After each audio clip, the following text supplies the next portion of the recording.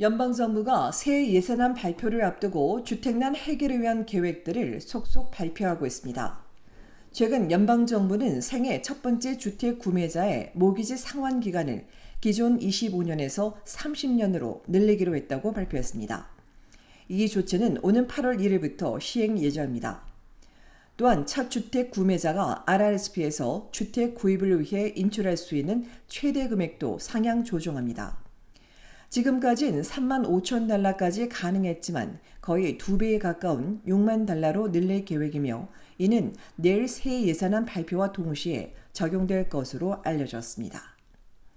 정부는 이 정책들이 주택 구매 예정자들의 진입 장벽을 낮춰 구매 가능성을 높이고 건설 활동도 촉진할 것이라고 강조했습니다.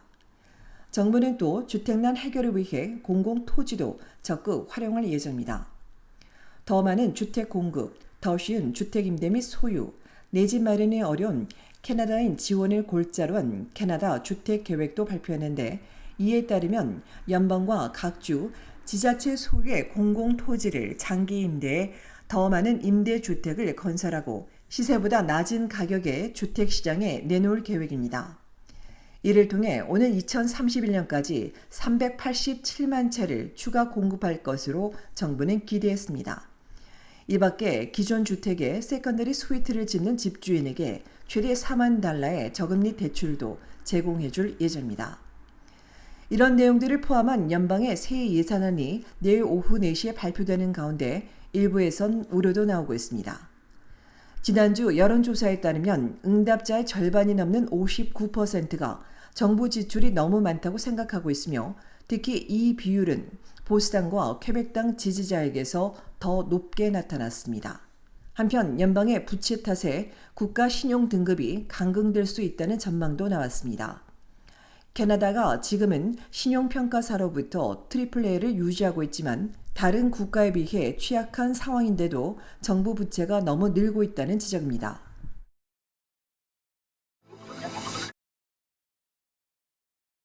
영국의 대학 평가기관 QS에서 실시하는 2024 QS 학문 분야별 세계대학 순위에서 토론토 대학이 큰 성과를 보였습니다. 토론토 대학은 예술 및 인문학에서 12위, 사회과학 및 경영 12위, 생명과학 및 의학 13위, 공학 및 기술 17위, 자연과학 19위를 차지했습니다. 또 맥길 대학이 세 과목에서 상위 10위 안에 들었으며 알버타 대학과 욕 대학, 퀸스 대학 등 캐나다 대학 32곳이 이름을 올렸습니다. 기관은 이들 주요 학문과 세부 과목을 대상으로 학계 평판도와 졸업생 평판도, 논문당 피인용수, 논문 영향력, 국제 공동 연구력까지 총 5개 지표를 종합해 전 세계 대학 순위를 매기고 있습니다. 한편 전 세계 탑은 여전히 하버드 대학이며 이어 옥스포드와 스탠퍼드, 존스 홉킨스, 케임브리지 대학 순입니다.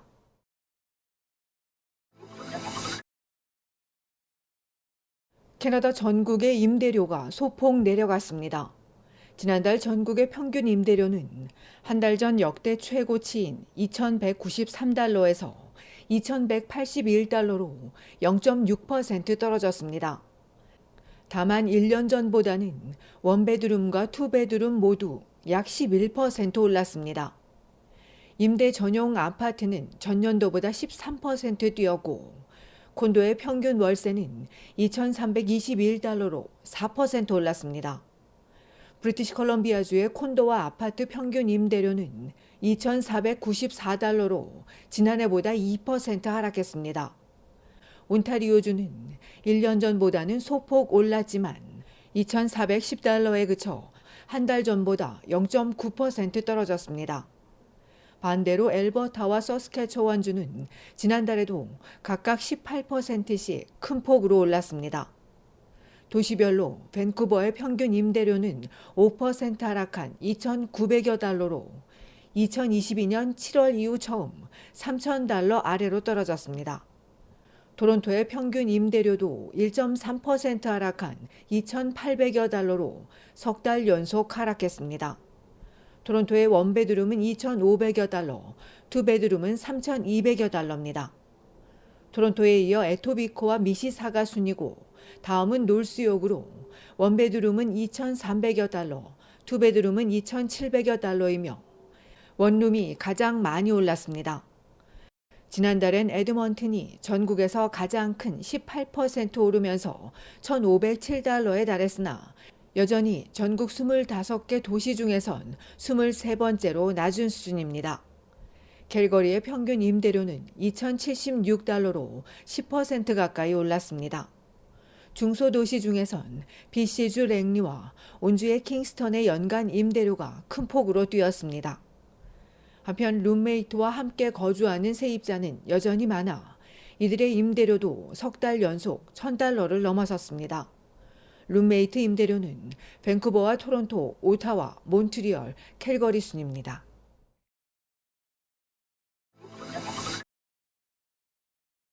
미국 전기차 업체 테슬라가 전기차 시장 가격 경쟁과 침체 속에서 비용 절감을 위해 대규모 인력 감축을 단행합니다.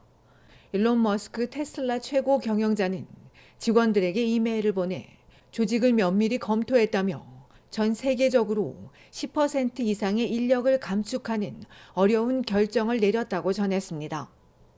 지난 몇 년간 전 세계의 여러 공장을 확장하고 급속히 성장해 오면서 특정 영역들에서 역할과 직무가 중복됐다고 전한 머스크는 다음 단계를 위한 비용 절감과 생산성 향상을 위해 모든 것을 살펴보는 것이 매우 중요하다고 설명했습니다. 그러면서 인력 감축은 싫어하지만 반드시 해야 할 일이라고 강조했습니다. 지난해 말 기준 테슬라의 전체 직원 수는 14만 473명으로 3년 전보다 2배 가까이 불어났습니다. 캘리포니아와 텍사스 일부 직원이 이미 해고 통지를 받은 것으로 알려진 가운데 전체 직원 수를 고려하면 이번에 정리 해고되는 인원은 14,000여 명일 것으로 추정되고 있습니다.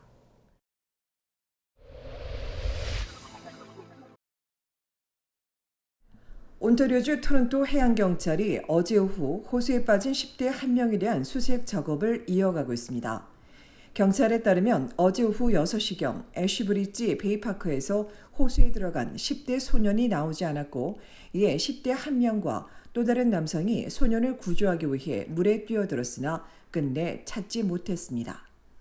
신고를 받고 출동한 당국이 어제에 이어 오늘도 실종 소년 수색 작업을 벌이고 있는 가운데 당시 이 소년을 구하려던 10대는 경미한 부상을 입고 아동병원으로 이송돼 치료를 받았고 이를 돕던 남성도 현장에서 치료를 받은 뒤 귀가했으며 실종 소년에 대한 신원은 아직 공개되지 않았습니다.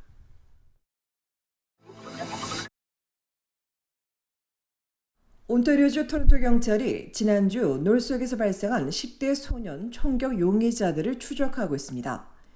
경찰은 흑인 남성 용의자 4명이 지난주 목요일 밤 11시 셰퍼드 애비뉴 웨스트와 제인 스트리트 인근에서 16세 소년을 향해 총을 쏜 뒤 달아났다며 용의자들 모두 키가 177cm 정도이고 몸무게는 66kg에서 75kg 사이이며 범행 당시 용의자 중 한 명이 흰색 조끼를 입고 있었다고 밝혔습니다.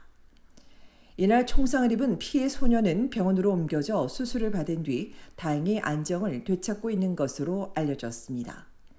한편 어제 오후 4시 50분쯤엔 라이프 스트리트과 로렌스 애비뉴 웨스트에서 또 총격 사건이 발생해 남성 한 명이 그 자리에서 목숨을 잃었으며 토론토 경찰이 수사 중입니다.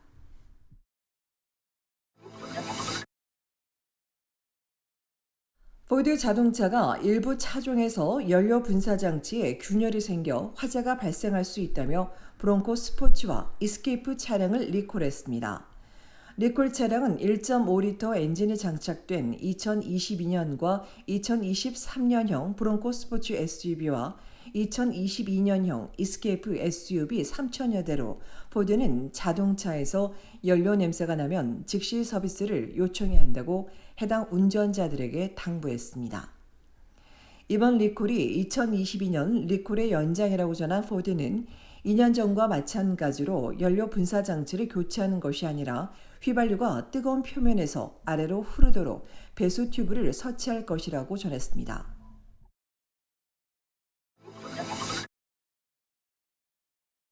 오늘 온타리오와 엘버타, 사스카추안주 등 전국 8개 주 주민에게 올 들어 첫 연방 탄소세가 지급됩니다.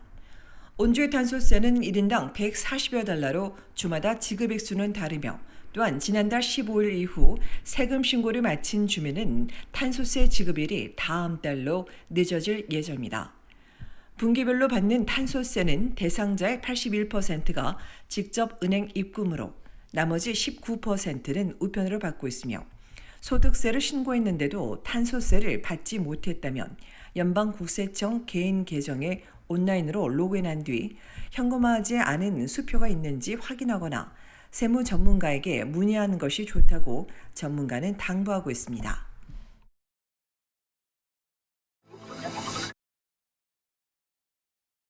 온타리오주 성인 장애인 공동체가 오는 20일 토요일 토론토 한인회관 대강당에서 운영기금 모금을 위한 조찬회를 마련합니다. 2024 동행 행사에선 공동체 활동 소개와 공동체가 준비한 아침 식사가 제공되고 바이올린과 피아노, 본 남성 합창단의 특별 공연이 예정돼 있습니다. 입장료는 $35로 전화나 이메일로 문의할 수 있으며 행사는 토요일 오전 8시 반부터 9시 반까지 진행됩니다.